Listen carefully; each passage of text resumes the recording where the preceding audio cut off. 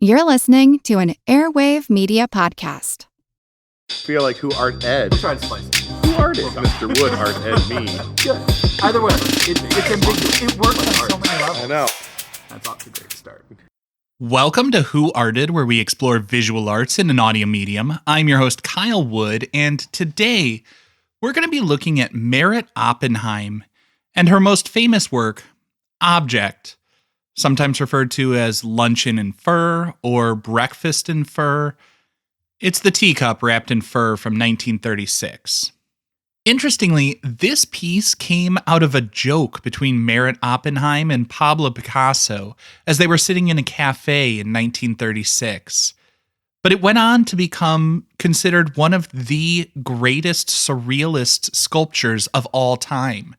It was actually the first surrealist piece acquired by the Museum of Modern Art in New York. But before we get into all of that, I want to talk a little bit about Meret Oppenheim, the woman behind the work. Oppenheim was born October 6, 1913 in Berlin. She was named after a kid from a popular novel back then. Meretline was the character in the book. And basically, Meretline was sort of a wild child living in the woods.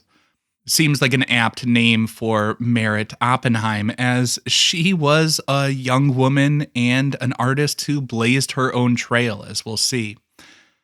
In 1914, her father, a doctor, served in World War I. Meret's mother took the kids to live in Switzerland with her parents. And it was in Switzerland that Oppenheim was exposed to a lot of art. Her family seemed to appreciate the modern art movements in particular, and Meret was interested in expressionism, cubism, fauvism, really all the best isms of the early 20th century. Now, as a doctor, her father would keep up with the latest research, cutting-edge ideas, including the works of Carl Jung. He was a popular psychiatrist doing innovative research. He was a protege of Sigmund Freud, but while Freud was focused on sort of the personal unconscious and the subconscious, my understanding is Carl Jung was a little bit more interested in an idea of a collective unconscious, some commonality amongst all humans and the unconscious mind and archetypes and all of that sort of stuff. After reading the work of Jung, Meret's father encouraged her to start recording her dreams in 1928, and she would continue to write in detail and analyze her dreams throughout the rest of her life. But in her early adulthood, at just the age of 18, those dreams involved art. And so in 1932, she moved to Paris to study art, specifically painting. And within just a year, she was getting a big break. She was hanging out at a lot of the cafes that artists were known to frequent. And she met artists like Hans Arp and Alberto Giacometti. They visited her studio and they liked what they saw, so they invited her to participate in a Surrealist show. From there, she met and started to befriend a number of big-name artists like Man Ray, Marcel Duchamp, Max Ernst, André Breton. It was the association with Pablo Picasso, though, that seems to have been the real turning point in her life and her career. So in 1936, she was making inroads in the arts, but she was still kind of in that phase where she had to have a day job. And that day job often included sort of assisting, making jewelry and other things like that, sort of functional pieces. One day, she goes to a cafe and she's meeting with Pablo Picasso and Dora Maar. Now, longtime listeners, I'm sure, are familiar to some extent with Pablo Picasso. I've made a couple of episodes about him and more to come. Dora Maar was a photographer, a poet, a painter, and she was also romantically involved with Picasso at that time. So they're sitting, they're having lunch, and Picasso notices that Meret Oppenheim is wearing a fur-lined bracelet that she had made. And he comments on how basically anything can be covered in fur. Now, Meret Oppenheim was known for her quick wit, and she replies saying even her cup and saucer could be covered in fur. And then, in a joke that must have been hilarious to her but confusing to the waitstaff, she just pushes it further, yelling, "Waiter, a little bit more fur."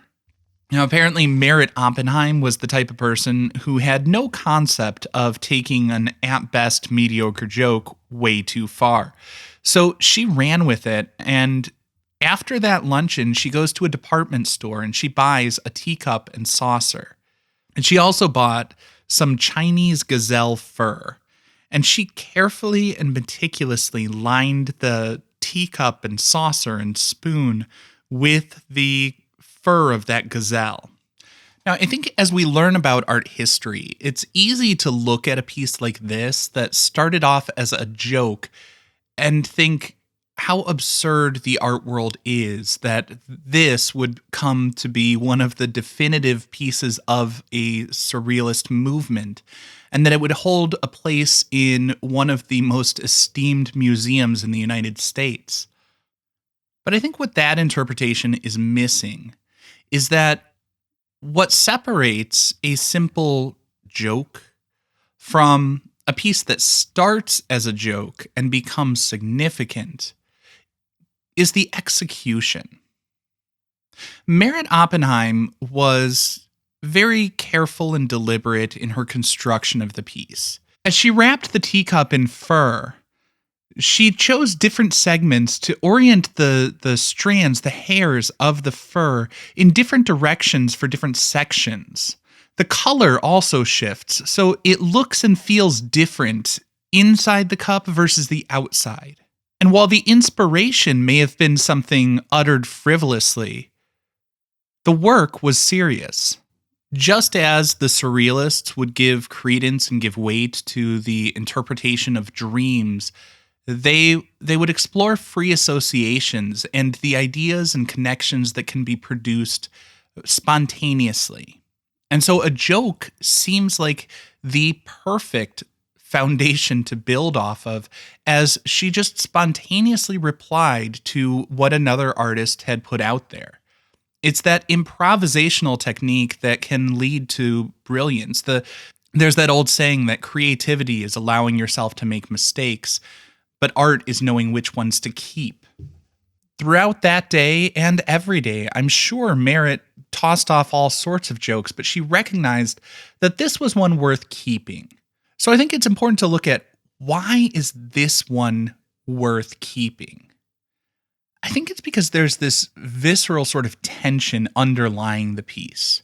And I'm not talking about the tension that was created between a customer and a waiter as she went off menu and requested something that the staff could not supply. I think it's because as we look at it, the fur and the teacup and saucer, all of those things are signifiers of wealth and status and privilege. They're sort of luxurious items. They're soft and delicate, and yet when you put them together, they become sort of repulsive. I mean, I can't help but think about what would it be like to sip from that teacup and taste the hairs of an animal. Ugh. She built off the ideas of others like Marcel Duchamp, who had been a pioneer introducing the concept of the ready-made and using found objects for sculptures. And she's recontextualizing these familiar objects. You know, we've seen fur, we've seen teacups, but when you put them together, the meaning completely transforms. And there's something just brilliant about the way that she took these functional objects she purchased from a department store and turned them into something that is no longer functional. It is now a symbol. It becomes almost a Rorschach test, or those ink blot tests, for the viewer to look at and create these new associations and a new meaning. And I think that's why it's lived on so long. Because it's no longer just an object that can hold tea. It holds a place in people's imaginations. Now, if you want to learn more about Meret Oppenheim, Surrealism, or other artists like Marcel Duchamp, be sure to check the show notes because I'll be putting in links to other relevant episodes. This concludes this week's episode of Who Arted, part of the Airwave Media Podcast Network. If you found this tolerable, please leave a rating or review on your favorite podcast app. You can find images of the work being discussed this week and every week on social media at Who Arted Podcast on Twitter, Instagram, and TikTok, and of course on the website whoartedpodcast.com. Podcast done.